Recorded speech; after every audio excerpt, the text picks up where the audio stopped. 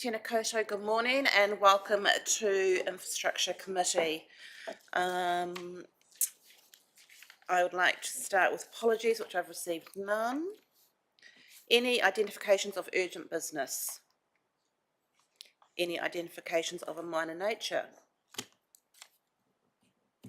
Any conflicts of interest that need to be declared? Before I carry on, I'd like to welcome Anne from Pleasant Point, and I'm not sure where our Geraldine components have disappeared to. Wayne and Jan are here, but not currently present. Okay, I'll move on to Chairperson's report. Since our last meeting, I've attended an audit and risk workshop. I attended the Eco Centre opening with the MAF visit, a council meeting, tenders and procurement committees, people and performance committee, workshops including the city town trails, and a meeting with manager Andrew Dixon, and also met with the year 3 Otago medical students. I'll move my report if I could have a seconder. Thank you, Councillor Gilchrist. All in favour? Aye. Carried. Thank you. Sorry, through you, Madam Chair. So I was just looking for it. I just wanted to note it's not really a pecuniary conflict as such, but just in the airport upgrade discussion, and I know there's been conversation around meeting rooms, and we are also in the business down the road of meeting rooms. So I just wanted to note that. So we will note that on report 7.2, the Mayor's conflict as such with the meeting rooms. Lovely.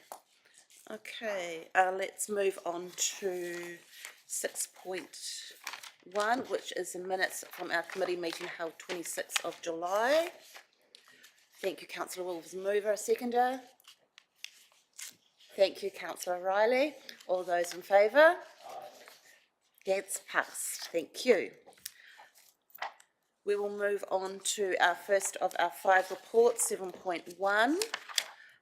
So Susie. Not here, so Okay, so 7.1.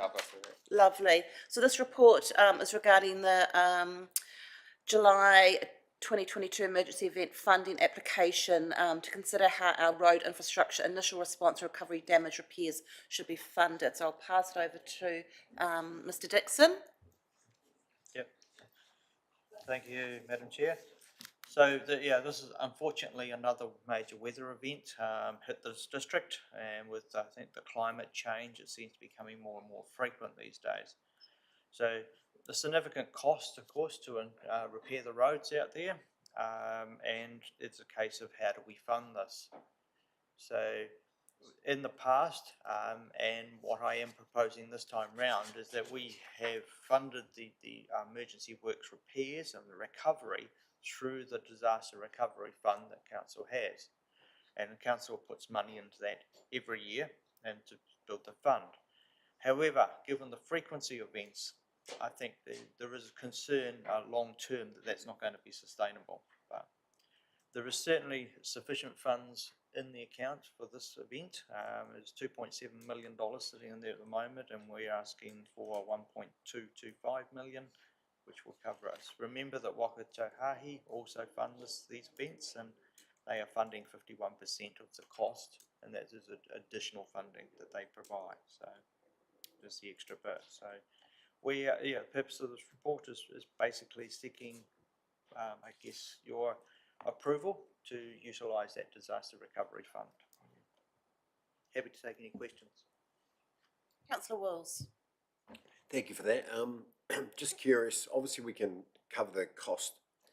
The screen has just been lost again.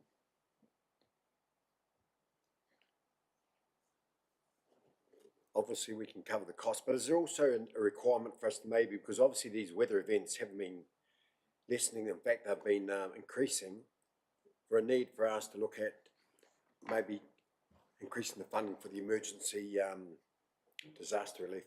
I'm just wondering if that's something we need to talk about now as well. Yeah, I think that at some stage we do have to talk about that, but I think it's probably more of an issue for the long-term plan. Okay. So we're looking at option 1 at this particular time? Yes. Yes, I'm happy to move that. Thank you, Councillor Wills. Any other? Sorry, Discussion. sorry, mine isn't queuing. Yeah, my question was around that as well. At the last long-term plan, I think we did increase, didn't we? Do you know what did. that amount was by? Was it 2 million?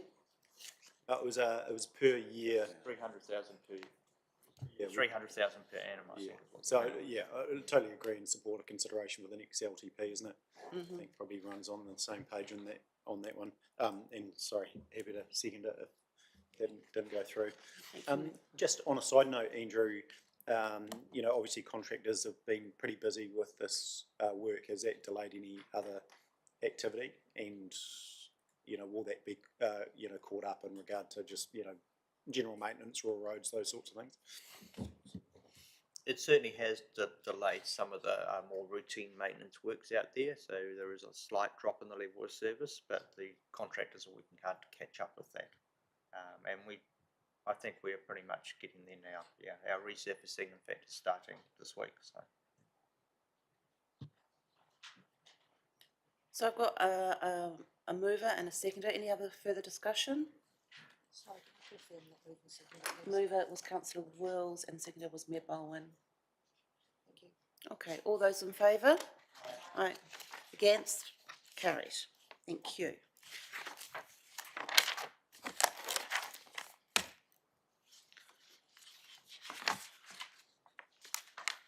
Okay, we'll move on to 7.2, the airport upgrade. So, so the foundation has been laid for this report. Background, you know, case was prepared. We discussed it during our long-term plan, 2021 to 31. It was prepared, it was discussed with the long-term plan. And during the upgrade back in 2018, Air New Zealand then increased its aircraft capacity from 19 to 50. During the, so we do have some risks with the increase population of people being present, the warrant of fitness for the building, what I see 128, and also future aviation security requirements. So I'll take the report as read and open the floor to you, Bede, to speak to the report. Oh, thank you, Madam Chair. Look, the purpose here really is to seek some direction on where we take the extension for the airport. It's not that long ago that we did an upgrade, and at that time, of course, when it was done, it was on the basis that we would meet the demand and it would be a good problem to have if we had to come back and seek an extension, which we now need to do. The issue here really we see as is that both the airport and the relationship with Air New Zealand are strategic, and the airport upgrade for the last one actually coincided when Air New Zealand moved from using the Beach 1900, which was it a 19 or 20? 19-seater to the Q300, which is a 50-seater. The Air New Zealand have indicated to us, and while it may be some years away, they will progressively move to a bigger prop plane such as the ATR, which is 68, I think, plus crew. 72. Yeah, 72 when you include crew, 68 passengers for crew. And so it's the capacity to deal with that upgauging of the aircraft to manage that demand. So that's really the sort of drivers of making sure that we can meet CAA requirements, including enhanced security requirements and the Air New Zealand expectations. Happy to take questions. Both Andrew and I are happy to take questions, Madam Chair. Thank you. Councillor Paddington. Yeah, look, the airport's an essential gateway to Timaru, I agree. But Pete, I think we need a robust business plan for this. You know, we want a functional airport looking to the future, not a palace. And there's a few things that concern me. I mean, the report talks about business meetings, etc. Unless you bring a sleeping bag, you can't fly in and out of Timaru in a day. And we already have conference facilities all over Timaru and meeting rooms that are underused. Yeah, look, I just think until we actually hear exactly what we need, we should actually go back to the drawing board, talk to Timaru, talk to Air New Zealand, because there's lots of ifs and buts and maybes, but I don't see any direct relationship. And that whole top story to me is just a complete waste of time. So, Councillor, Councillor Pennington, we discussed the future of the airport prior to a long-term plan, putting it out for publication. And so we had a lot of facts and figures back then before we even went to the community saying, shall this be? So I'm not sure where you're coming from trying to step back saying you haven't had that information already. What I'm trying to say, Sally, is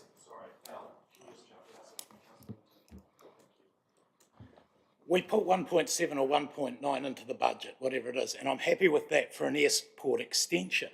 But you cannot deliver what that design is for anywhere near that number. The budget would be blown to pieces. And so initially this is a concept design, it's not an in-depth design. So then when it would move to a detailed design, would that not be, we would be looking at what we would be able to? Well, I would have thought a concept design is what you've moved from, and if you've designed all those rooms, wouldn't the natural step, unless we say, well, we don't need them now, they will also appear. I mean, I'm at a bit of a loss how the process where we put that money in to extend the airport, and then we come up with these drawings with lots of things we don't need. Yeah, can I just in response to that, councillor, firstly, yes, we actually get requests for meetings out there now. What you're forgetting about is, or probably not aware of, is the number of corporate jets that come into Timaru. We are regularly getting them in probably 2 or 3 times a week. If you've got people coming from Auckland, they tend to charter jets rather than take the Air New Zealand service because it is a lot quicker for them and it gives them more flexibility.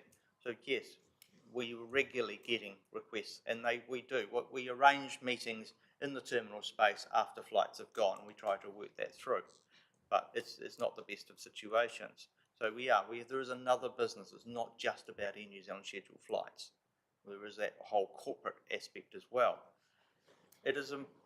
What we're asking for in this concept is that we've got an option to basically, we can build the maximum box effectively, extend the terminal, and the terminal is just a box at the end of the day.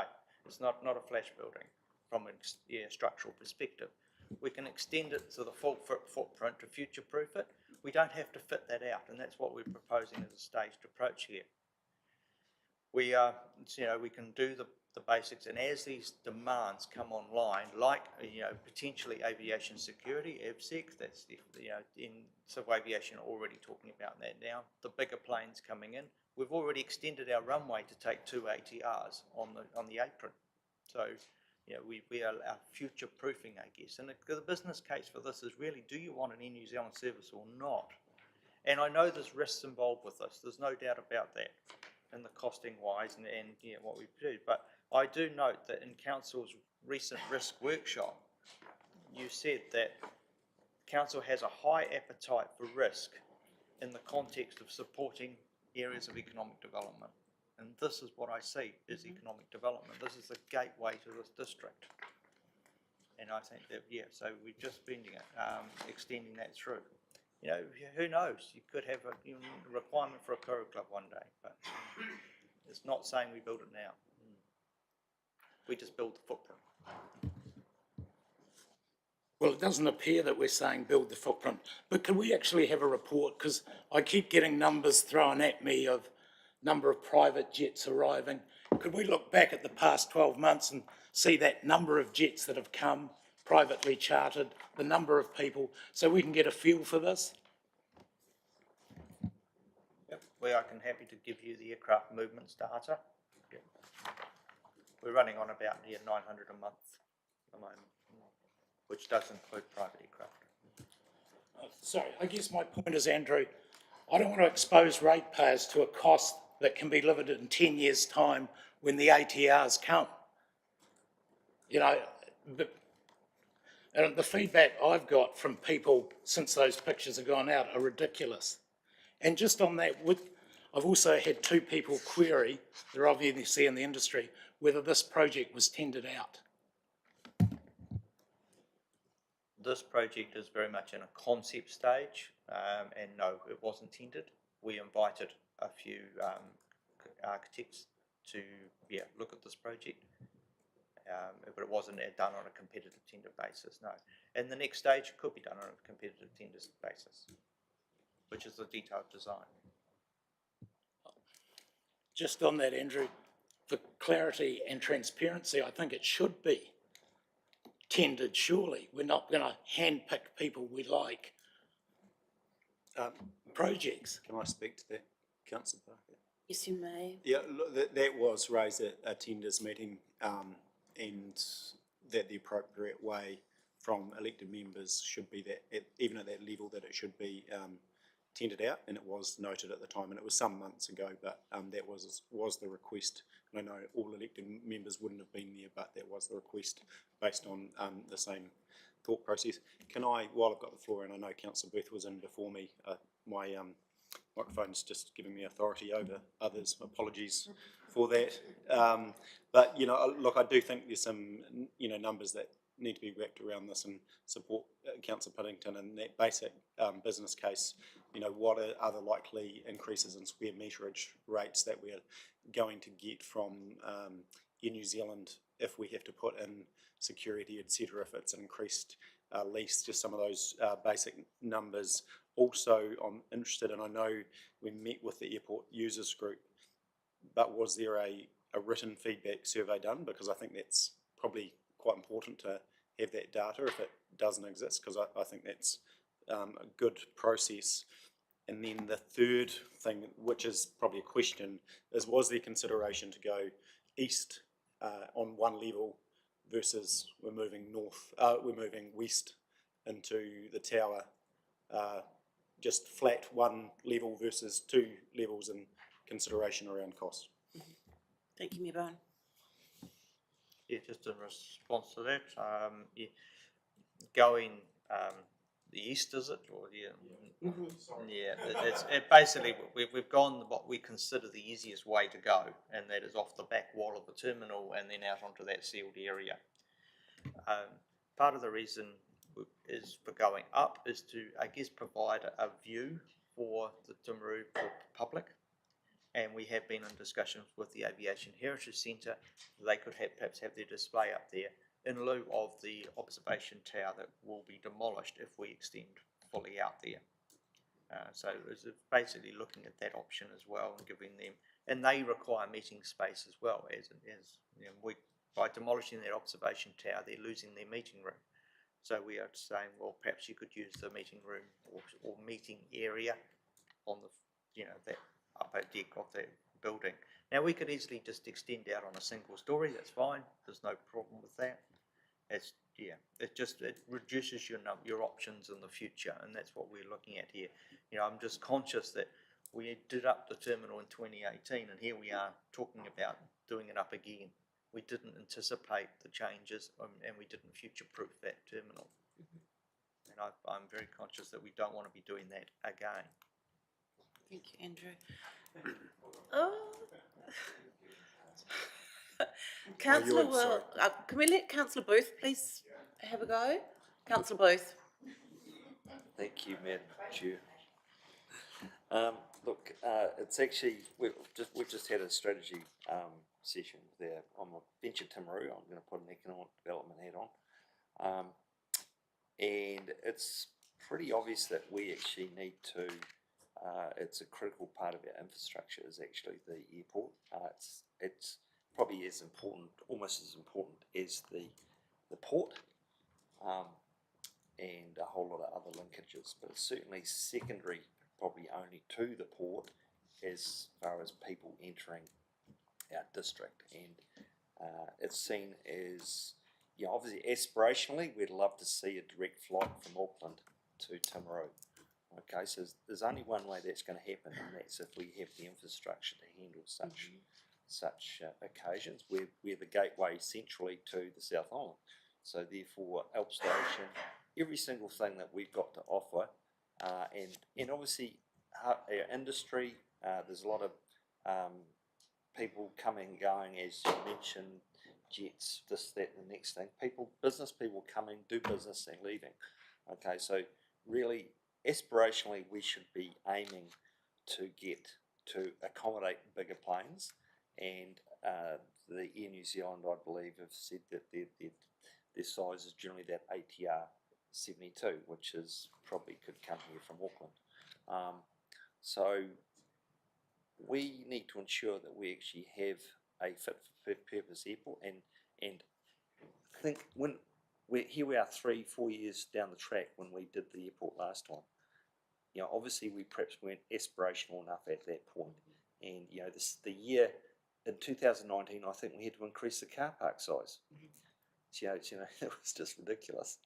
So why don't we actually just get a proper master plan and plan for the future, and do the job properly? And that might include a few other bits and pieces that perhaps you may not think are required, but it doesn't have to be, you know, a meeting room, but you know, because generally there's probably going to still be 2 or 3 flights, perhaps a day, perhaps 4, who knows?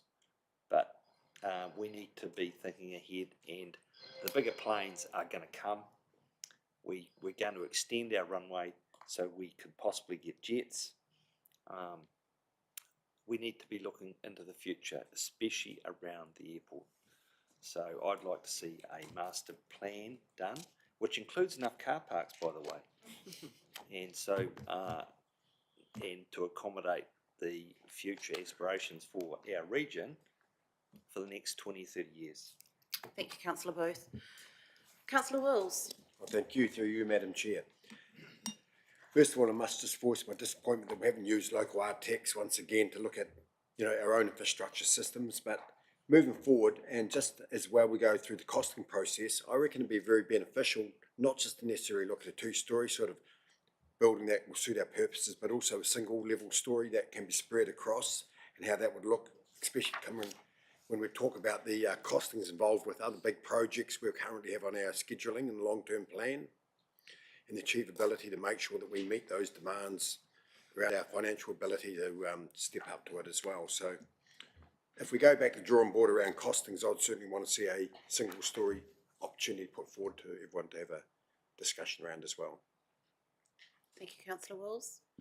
Any further discussion from councillors that have not spoke yet?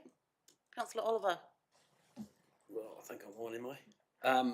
I'd just like to ask a question. Has Air New Zealand approached us for any sort of provisional space for a Koro Lounge for the future? Has there been any discussions with them around that, or have they approached us? Air New Zealand have not approached us regarding a Koro Lounge, no, but they have approached us. They are already requesting additional space to separate their operations, airside and non-airside crews.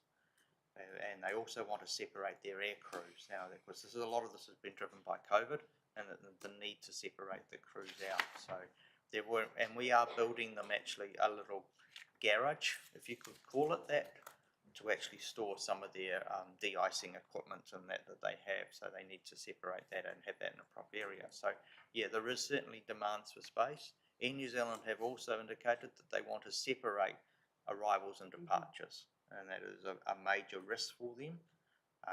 And that, yeah, so hence they want to have, yeah, a separate arrival, to move the check-in area to the other end of the terminal. So yeah, there has been a lot of discussions with Air New Zealand on this. And just, sorry, another quick question. Have they indicated anything in their long-term plan around extension of growth into Timaru with more flights? We have spoken to, yeah, the chair of the Air New Zealand board, and yeah, it's indicated that Timaru is an important route for them. They are certainly making money on it, given the loadings in recent times. They're operating on around 70% capacity, which is quite really good for a regional route. In fact, even better than some of the main trunk loads. Remember that after COVID, Timaru was the very first service to run back to full schedule. And so yeah, that is quite important to them, and they are keen to keep it. And I'm sure they're keen to expand it, but that expansion is probably more likely to be bigger aircraft rather than another aircraft service. Thank you. Thank you, Councillor Oliver. Councillor Pennington, last part of the cherry. I just want to note, Andrew, I spoke to someone from the aviation, the Heritage Centre rang me last night, and they're totally opposed to losing the control tower. So I wonder if we could look east rather than west. And second to that, they did offer in the aviation centre, they have rooms for meetings if you'd like to take up their offer. Just as a point out that their meeting room in fact is the old control observation tower, which is not suitable for public use. It is full of asbestos. Yes, there is a certain group in that heritage museum there that is opposed to it, but then we have also had discussions, as at a recent airport meeting, where a lot of that group also support the demolition of it. Councillor Gilchrist. Not a question, Madam Chair, just pointing out that the architect involved in these concept drawings is a local architect, in fact, just over in the Royal Arcade. Couldn't probably get much more local. Just want to point that out. It's very helpful, thank you. Okay, so let's have a look at a recommendation. The recommendation that's been given to us, we may need to alter slightly. So the recommendation as it stands at the moment is that the Infrastructure Committee confirms support for the proposal to extend the existing passenger terminal at the Timaru Richard Pearce Airport to meet future requirements and the proposed demolition of the observation tower subject to further consultation. Okay, do we have any movers on this current recommendation? Councillor Booth? Yeah, I guess I'd like to make it part of an overall master plan for the airport for the future. So I think it should be driven by, an overall plan for the future needs of a modern, progressive airport. So could it read that the Infrastructure Committee confirms support for the proposal of a master plan to extend the existing passenger terminal? Could we put that in? It's like an overall, I mean, it's one thing doing the terminal, it's another thing that you need, Yeah. actually you need 3 times the amount of car parks now, potentially. So you need to plan for that at the same time and have a schematic which you know what's going to go where at the appropriate time.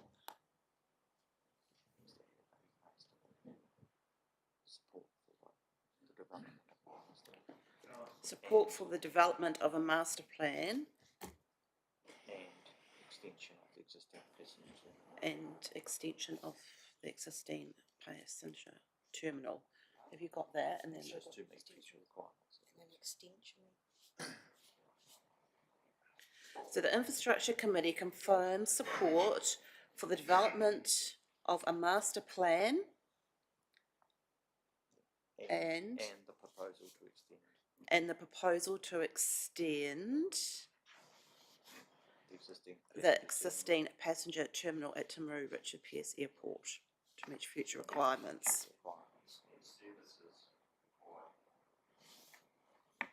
Master plan would take that up. You got that? Yep. What services required? So just for clarity, shouldn't we be just getting a master plan? That's what it is. That's what we are confirming, support to develop a master plan. Yep. But you've also got an extend the existing terminal. No, with a view to, Future requirements. the requirements for, yeah. Yeah, my concern is that this is a project in the LTP. The extension of the terminal is scheduled for this coming financial year. So it's been confirmed as a project. So are we putting this project on hold and then doing the master plan first? Can I speak to that? Councillor Birch, yes. So there's a significant body of work already been done with TDHO and VT as well in terms of that master plan. There's a lot of work that's been carried out around facts and figures, and it's all there. So that can be extrapolated back out into this. So we have to move on this. It's an LTP project that we looked at, but we live in exceptional times. I mean, it would have been good to be aspirational and understand what was going to happen in 2 years, 3 years, 5 years. With COVID and everything else that's moved on us, we just have to be agile. And yes, and to Councillor Plin's his point, with this, it can't be ad hoc. We need to make sure that we have the options and understand what the triggers are for this, and also with a view to what we know potential is for the future. So let's move on this. There is a lot of work there that they can pull on. Let's have a timeline around what this master plan is, so that we're not dragging it out. And let's, as to Councillor Booth's point, this is extremely, extremely important and secondary to our port, and it goes to the very point of what looks to us as a provincial progressive area, and this is exactly what's happening now with the amount of use that this airport's getting. Thank you, Councillor Burt. Okay, let's. Thank you, Madam Chair. Can I, it seems that to me there's effectively three parts here. One, you would like to see the development of a master plan to ensure that the airport is going to meet the potential future demand, such as car parks and so on, Councillor Booth. Secondly, to advance the extension of the terminal as set out in the long-term plan. And the third part there is in regard to the current observation tower and whether that will be demolished. Now, there are a number of issues with that observation tower. I think it is old. It does have a lot of asbestos. That room at the top is essentially all but inaccessible for people. It is not accessible for anybody unless they have significant, they're quite mobile, and there are risks. You wouldn't be able to carry anything up there. It really is like a kind of a steep ladder to that top of that observation tower. So it does seem you've got effectively the committee here is looking to move on three parts, if I understand it. One is whether or not you develop a master plan, you extend the terminal, and we're seeking there whether we extend the footprint to try and future-proof. And the third is, do you want to proceed with the demolition of the current old, disused and decommissioned observational control tower? Does that assist at all in terms of framing the resolution? Can you able to read it to us, what stands currently? Okay. Recommendation 1, that the Infrastructure Committee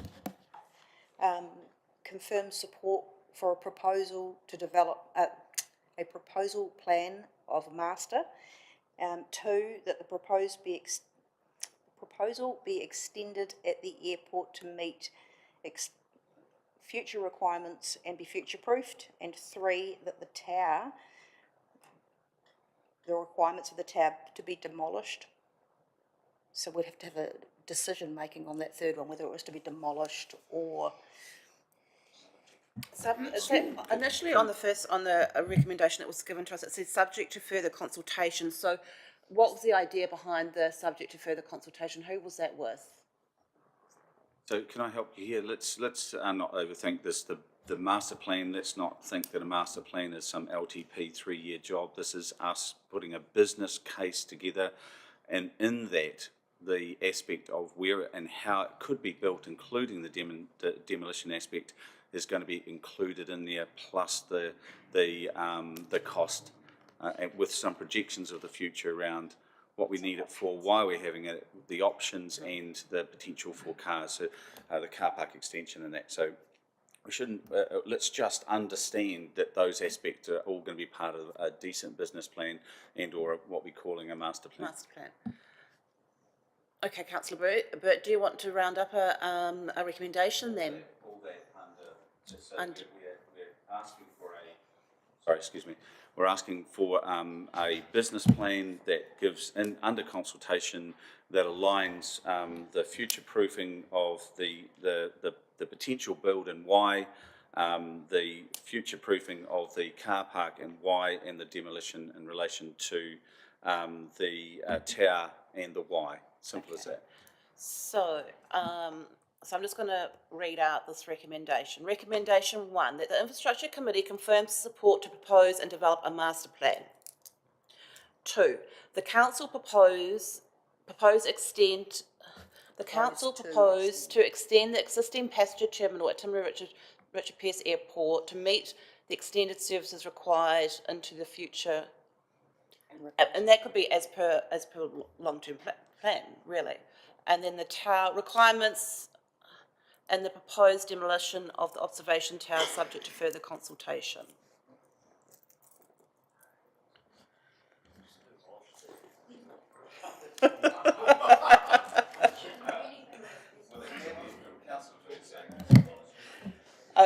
I'm happy to move recommendations 1, 2 and 3. Councillor Burt is going to second it. All those in favour? Aye. Against? Carried. Thank you. Good discussion. Okay. Let's move on to page 33. It's report 7.3, landfill cover alternative options. So this is to provide an update and is requesting support to investigate an alternative option that our current contractor has used and has experience in. So from looking at this report, it's to look at investigating this alternative option and to compare it to what we were initially going to propose, was what was proposed for the land cover. So we've got Catherine. So welcome, Catherine. I'll take the report as read and I'll ask you to speak to it. Thank you. Hi, thank you. This report is just an investigation, really. So we've been asked by our contractor ESL to investigate alternative cover, spray-on cover specifically. We have had one of our staff members do a tour of Splicer landfill in Porirua and have a look at how that operation works. And I have recently, since writing this report, have received a Tonkin and Taylor report that goes into it in detail. So, which hasn't been outlined in this report, obviously. So it's a conversation about having a look at this option and reviewing it and see how it weighs up against other options that are around. So I'm happy to take any questions that you might have. Thank you. I'll just let Andrew Dixon speak as well first. Yeah. Just adding that, the long-term plan indicated that we would use a trial of landfill lids, and that was very specific around that with that resolution. What we are saying is our contractors have actually suggested an alternative, and I feel that it's worth looking at least investigating that alternative. We are not discounting the landfill lids in any way. All we're saying is we should investigate this other option, as it could be a better one, it may not be, but it will come down to the development of the business cases for all these options, and we'll take the best option at the time. But we need to develop the business, at least consider the alternatives. Thank you. Sorry, Thank you, Andrew. through you, Madam Chair, just briefly for council. Just declare a conflict and I will stand back from it because Environment Canterbury are regulatory in this space, so I'll sit back. Thank you, Councillor Burt. For those that couldn't hear, he's just going to stand back for this one regarding conflict. Councillor Paddington. It's my day and I'm only getting warmed up. Regards the lid trial, in November last year, in this room, we passed that we would have that trial. Why didn't we have it? The first question. The person who suggested it is rather upset that no one from this council's returned his calls or phone calls, over half a dozen, to explain how the lids work, because he claims the information supplied isn't accurate. And so last time I talked off the record to someone, they said the lids were gone. So are they now back part of that trial? So there's about 3 questions there. Andrew, if you could be so kind. Okay, yeah, the lids are still on the table as a potential, but as I said, we need to do the business cases for each of the options before proceeding. A trial for lids is, you're basically looking at purchasing one lid, and we probably need about 4 to cover the full face of our landfill. So there is an issue over the effectiveness of trialling just one lid. It's going to be difficult. We have to sort of get it in our heads and how we're going to do that. The foam is a lot easier. It's spray-on stuff. You can work it out. The issues with the lids, of course, the major risk I see is the odour side of things, that the lids are sitting on landfill, that they do not seal a landfill, unlike the other options, which is the soil, which is currently used, and the potential spray-on. So there's a huge risk of odour, and that's where I think it puts our resource consent at risk. So I do have concerns with that. The lids are used in Australia extensively, but they have a different landfilling type. They fill holes. We're not filling a hole here. We're actually going up. And I do not know of these lids used anywhere else in New Zealand, to be honest. So, but I was saying, we need to look at these and come up with robust business cases for both options, or even the status quo. We may end up just sticking with the soil and being the status quo, which there are advantages with that too. It's cheap. We don't pay anything for the soil cover, the daily cover, and also it acts as a fire retardant within the landfill itself. Mayor Bowen. Look, I think the key thing is across the three options now, whether it's the one presented here, whether it's landfill lids and or status quo, we just need some genuine cost benefit analysis to consider the three options and taking into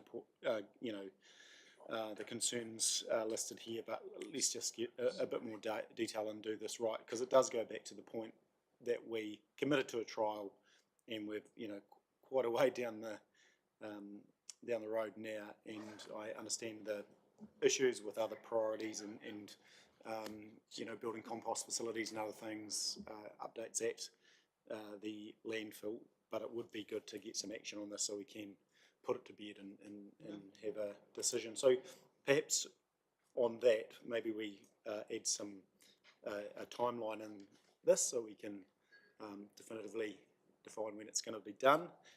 And also I do share concerns around communication. If someone from the public has rung us, and I'm not sure the detail around that, but we should be getting back in a timely fashion. Thank you, Mayor Bowen. I'll move to Councillor Oliver. I just have a quick question. Part of covering the landfill was to control vermin. Does hydro mulching adequately control that problem, that issue? Vermin, like rats and mice and stuff in the landfill, that's why we cover the landfill, that's one of the purposes. Does hydro mulching adequately control that problem? Yes, the mulch itself actually sprayed on and hardens, so yeah, it will control the vermin a lot better, yeah. Whereas landfill lids potentially won't, because there'll be lots of cavities in there. Okay, it was just the photos that we were sent through didn't sort of indicate that was possible, that's all. You all right? Yep, thanks. Councillor Booth. Yeah, I just looking at the item number 6 here, so saying that it is estimated 50% of landfill is filled with low-level contaminated soils. That seems an awful lot considering the cost of a landfill. Is that so? Obviously, there's quite a major cost benefit in not putting that soil in there and having the space taken up with actual rubbish instead of hard dirt. I guess there's it's just just an observation. The gas flaring, and then I guess and that's going to help with our carbon liability, isn't it? You can't quite tell us what that is at the moment, but you will, hopefully. And I guess the material that this mulch consists of is wood fibre and pulp paper. So that stuff there potentially would be going into, with the coating, does that actually still mulch down and actually disappear as per normal? So since receiving the Tonkin Taylor report, they did the trial over an autumn and winter period. So they really wanted to test it out if it was going to work under those kind of weather conditions. And so they did have some rain events through that time, and they had a heavy rain event as well. So they get a loss of that cover from between, within a shower, 3%, and for a downpour, 13%. So there is a wash away, but it's still held together. So can it be applied then It did, yeah. during a rain event? That's right. It can? Yeah. Okay. And I guess is there plenty of wood fibre to make this? How much stuff do you need every day? So I haven't gone into that much detail on that. So yeah, it would be looked at with the business case. Sure. Okay. No, So basically, there's going to be a cost benefit in the long term because we're not going to be filling our landfill up with 50% dirt. No, we want to prolong the life of our landfill. Yep. Yeah. Right. No, That that's it. is the major driver of these, looking at these alternatives, is to, save landfill space. Okay. That airspace has a value. Okay, thank you. Thank you, councillor Booth. Just discussing with Mr Dixon regarding a time frame, and they are quite advanced down the track. We're thinking February 2023, back to Infrastructure Committee. Okay, so the recommendation that the Infrastructure Committee supports the investigation of the spray-on hydromulch as an alternative option to soil cover, and let landfill lids, and do a business case to be presented on the feasibility of this option in February 2023 to the Infrastructure Committee. Sorry, Sally, could it be all options, not just this option? We can do that to support investigation. Yeah, go on the spray on hydromulch, landfill lids, and status quo and cost benefit analysis, something like And that. status Those quo. are the two. Business case for all options. Yeah. So you're all right with that, Claire? Yeah. Okay, I'm happy to move that recommendation. Thank you, councillor Gilchrist. All those in favour? Aye. Against? Carried. Thank you. All right, moving on to 7.4.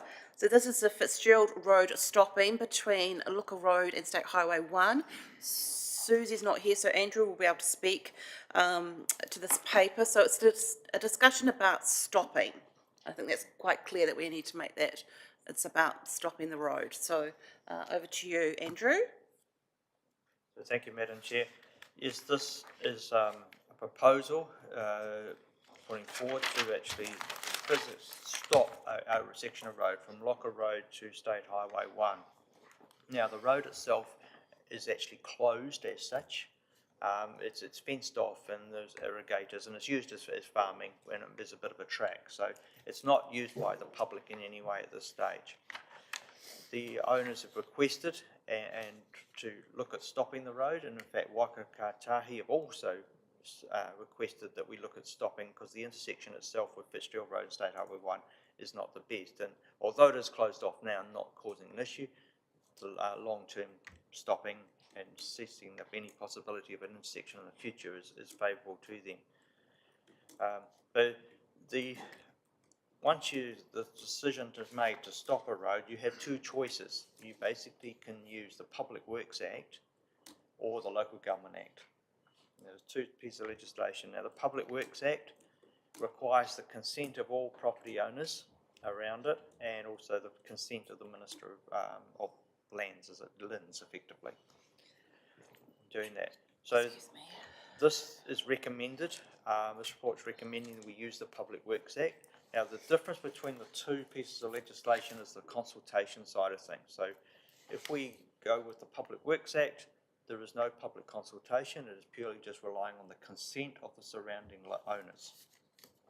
So the public do not get that opportunity.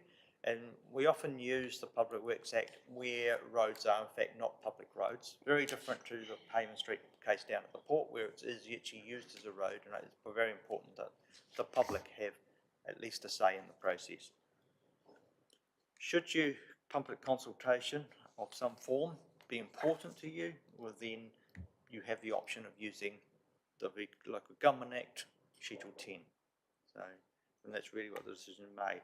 If you choose to go with the Public Works Act, the decision you're making today is stopping that road. It's not simply kicking off a process, it is stopping the road. Yeah. I welcome Councillor Oliver. Would you like to speak first? Yeah, so the reason we went down the Public Works Act was it was obviously talks with the landowners, the adjacent landowners, and it was discussed quite in depth. And there's no real benefit to any sort of there's no benefit of any sort of routes to any sort of recreation areas or anything like that. So we didn't deem that public consultation was required. So that's why we've gone with the Public Works Act. Thank you, Councillor Oliver. I'd just like to welcome Wayne. would you like to speak to this at all on the jury? Yes, thank you, Madam Chair. Yeah, come forward if you like.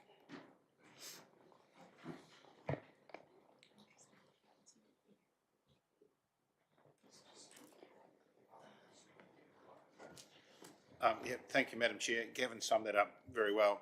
The only thing I'd like to add to that is we did ask at our board meeting that if this land was to be sold, could that money be transferred into providing public access somewhere else in the ward?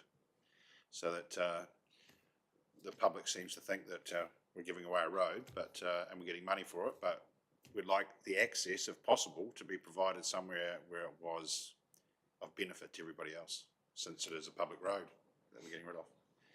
Other than that, Gavin summed it up very well. Thank you. Thank you. Councillor Booth. Yeah, I probably don't agree with what was just suggested there, but anyway. Well, I don't. Okay, now, the adjoining landowner, is it just the one on both sides? Does he on either side, or has you got one on one side and there's another one on the other? It's the same landowner on both sides of the road, current road at the moment, yeah.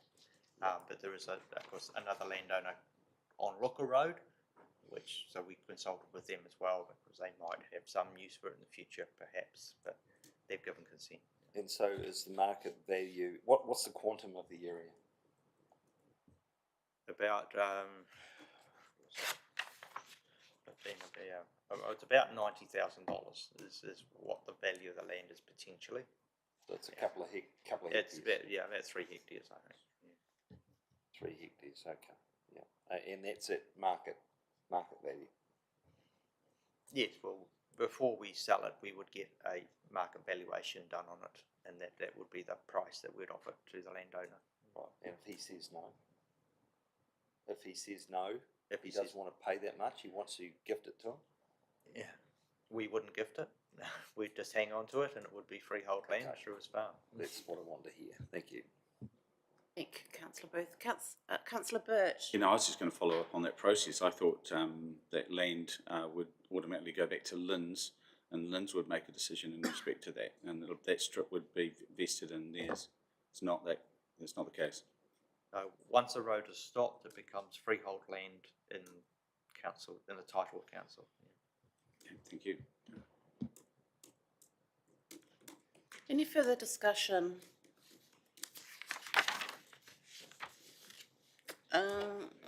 Councillor Gilchrist. No further discussion, I'm happy to move. Move the recommendation as it stands.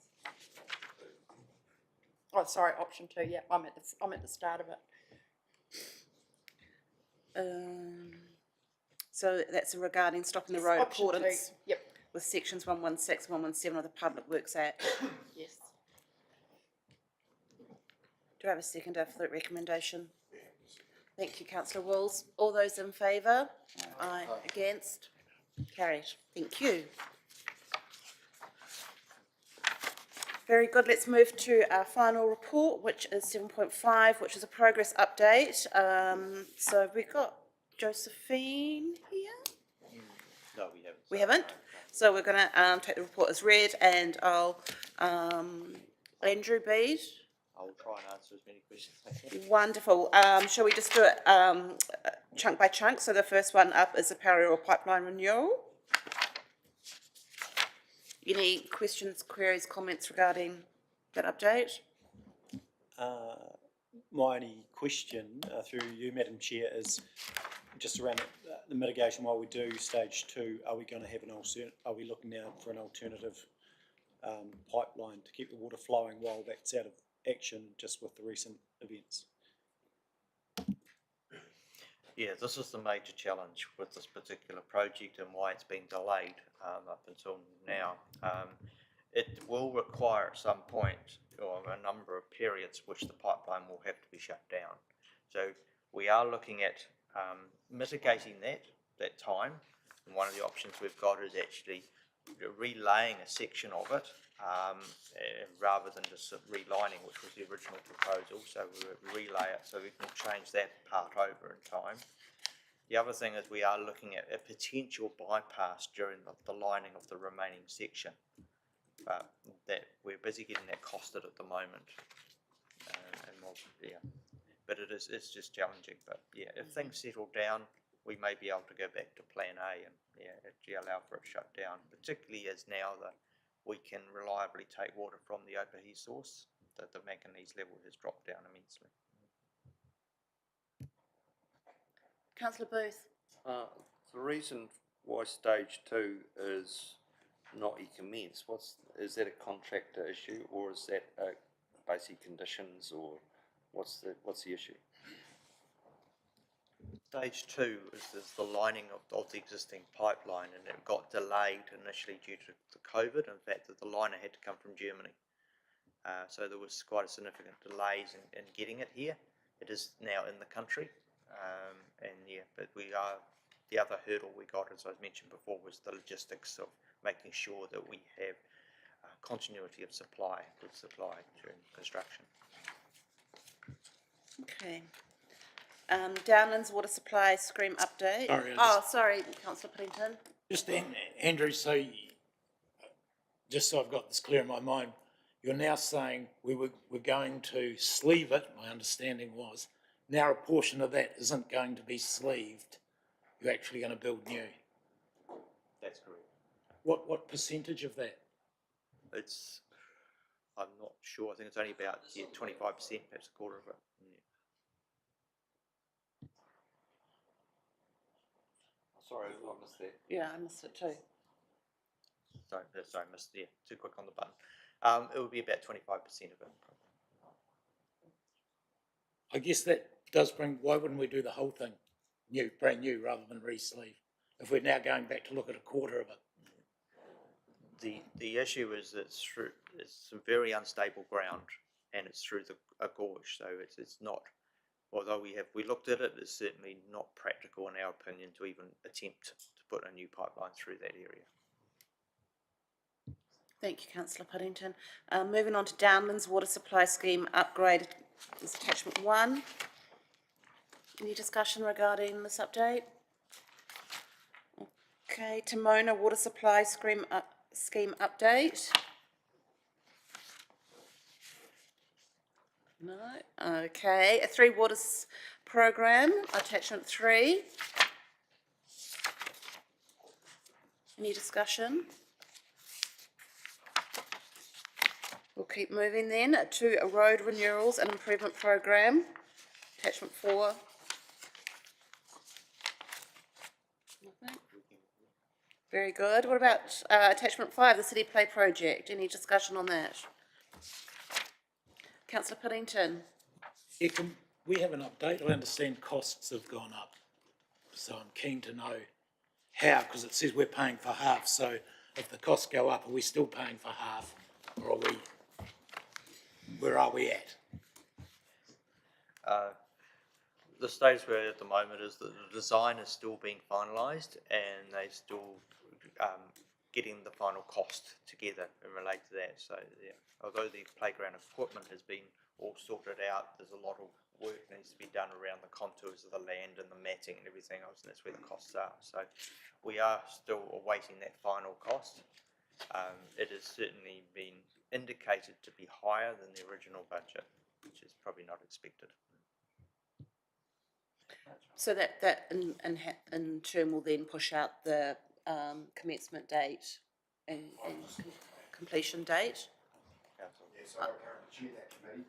So we've got another meeting on the 19th this month. Alan, can you just help out? But we'll finalise around some of the finer details that's going to have to be discussed.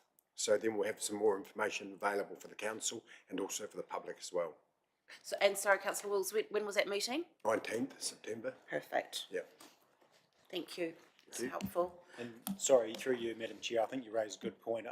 Our funding commitment is the funding commitment, that $1 million at the LTP, and I know there might be some assistance, from parks, etc., and around, some works whereby we can, get, some mutually beneficial outcomes, etc., around, drainage of the car park, etc. But those are fixed sums, and would need to, any further additional funding would need to come back through a formal request if it was unbudgeted capital expenditure. It's probably the best way to put it, yeah. Thank you, Mayor Bowen. Councillor Booth. You look, when we're just talking about roading, obviously, at the moment, the State Highway 1 right through the middle of it's absolute shambles. But anyway, when's the program for the new intersection, and have you got any further updates around that? I'm going to pull you back, Councillor Booth. At the moment, we're talking about the Sea-Play project. Oh, right, Okay. If you Can I want go to, back to that roading? could be a discussion under minor business. If you wanted to do a discussion. I'd love to do that, that'd be great. Okay. Can we tag that on? Take it offline too. Can we tag that onto minor business, a discussion regarding State Highway 1, please? Okay, any further discussion regarding, Gavin? I'm sorry, I missed the point there, sorry. I missed at the start of the section, there was some stuff about water and drainage.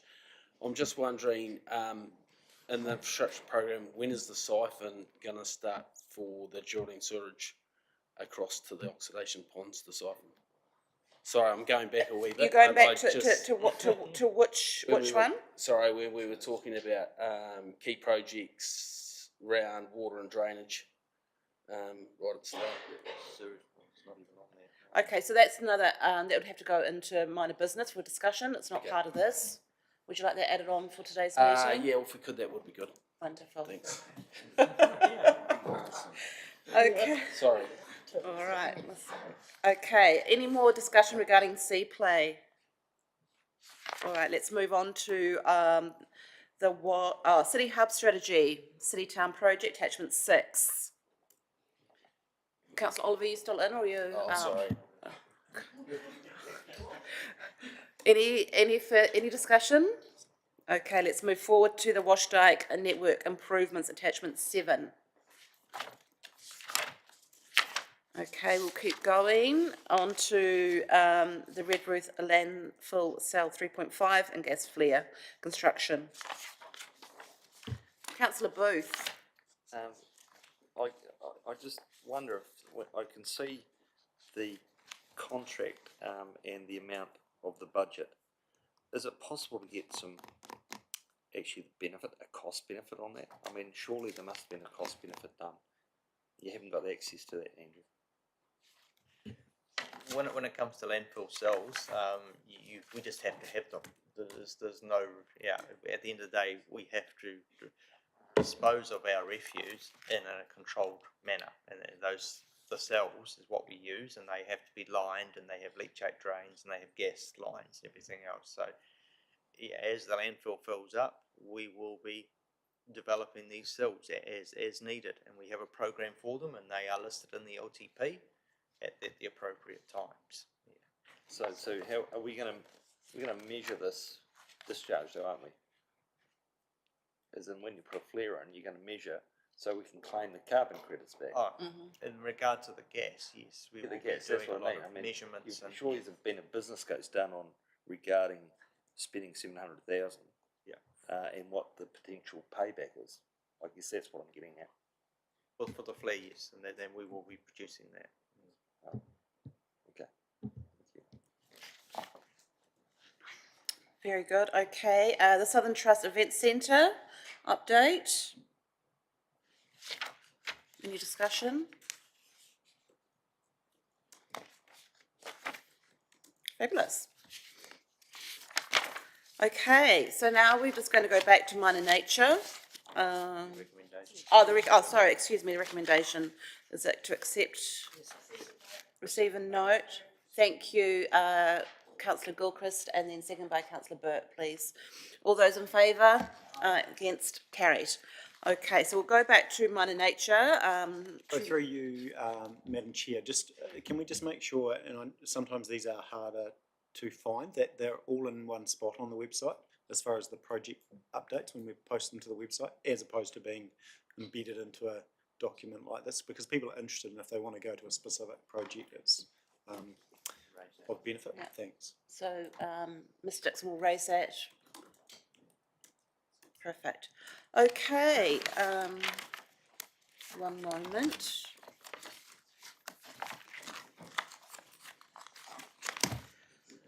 So, matters of a minor nature, we'll start with councillor Booth regarding an update on State Highway 1 northbound, or the whole lot?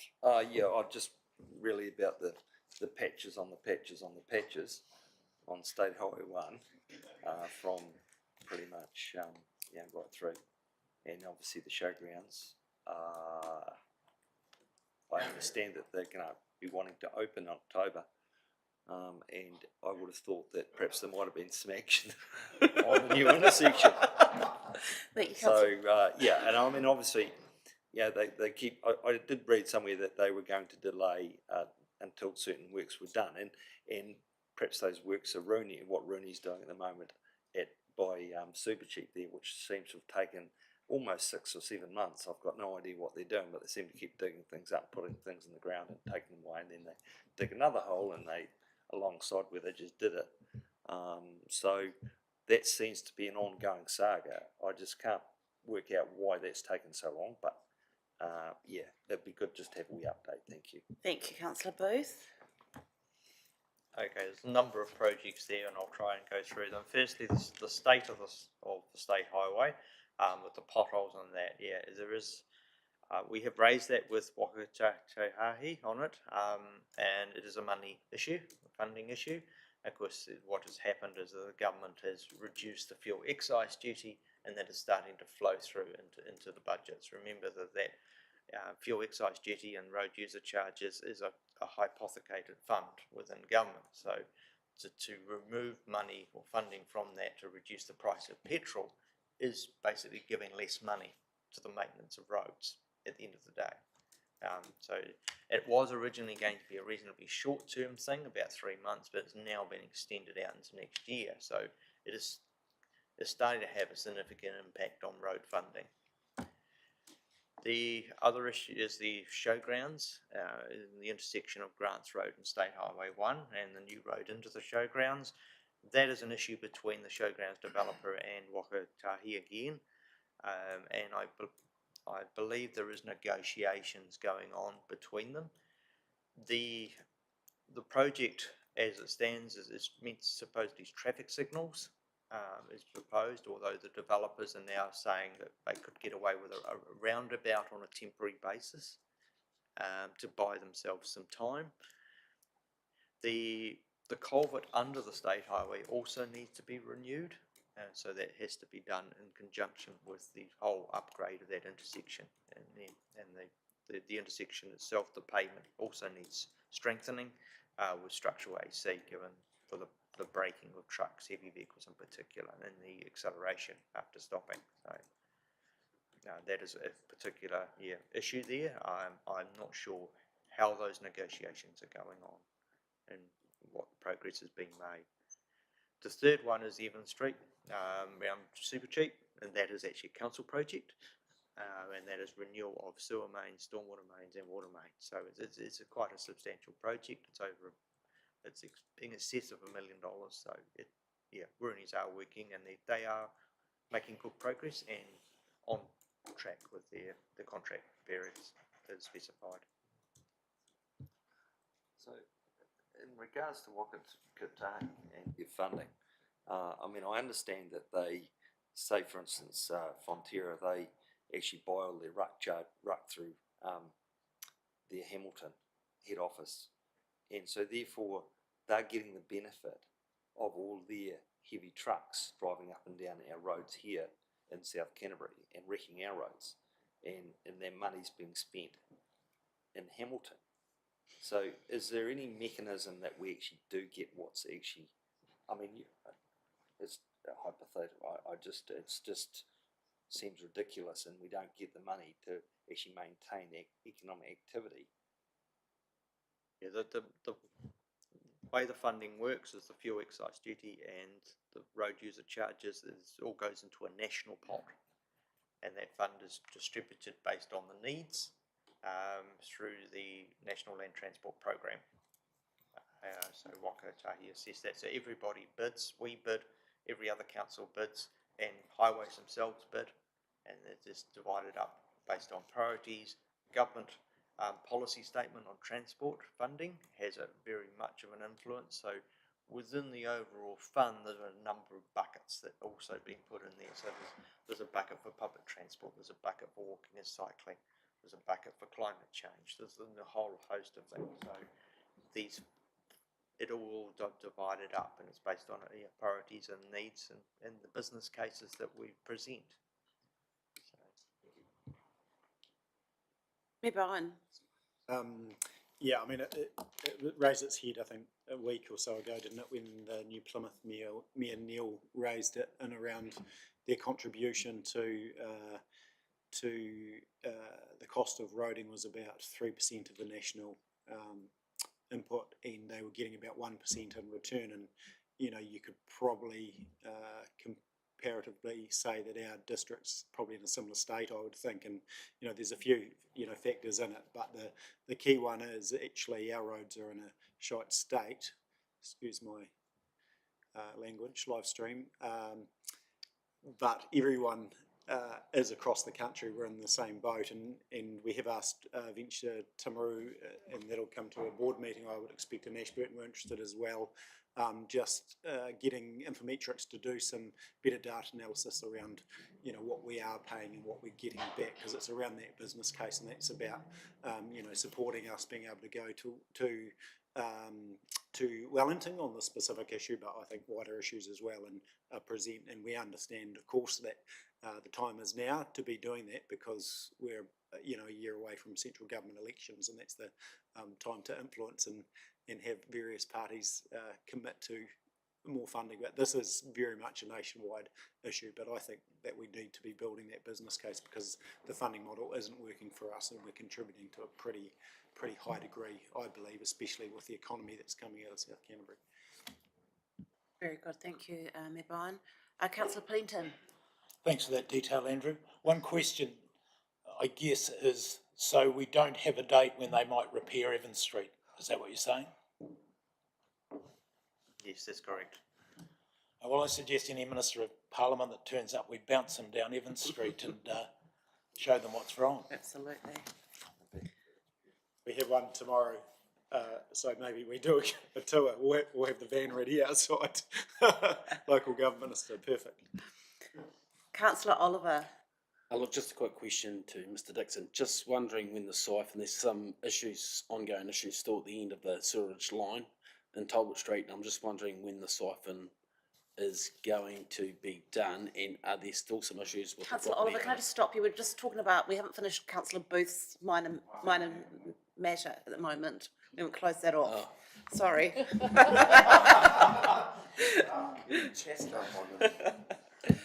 You're up next.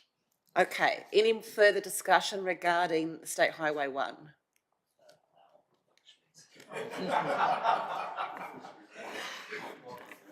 Okay, let's move to you, Councillor Oliver. I think Mr Dixon probably heard my question, and I'm sure he could answer now. Unfortunately, I don't have the answer for you. I'll have to get back to you on what the status of that project is. It's certainly, it's in the plan, it's on the books, and we are progressing it, but I can give you further detail on the exact timelines. Thanks.